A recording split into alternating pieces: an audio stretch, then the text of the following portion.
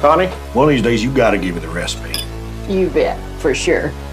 One of these days. Oh, come on. Can't hold on to it forever. Mean that much to you? Mary and I were dating about a month when she brought me home for dinner.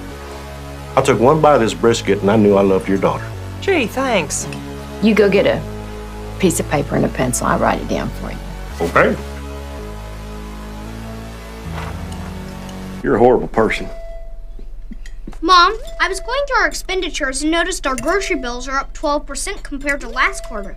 Any idea why? There's a person at the end of the table that eats for free.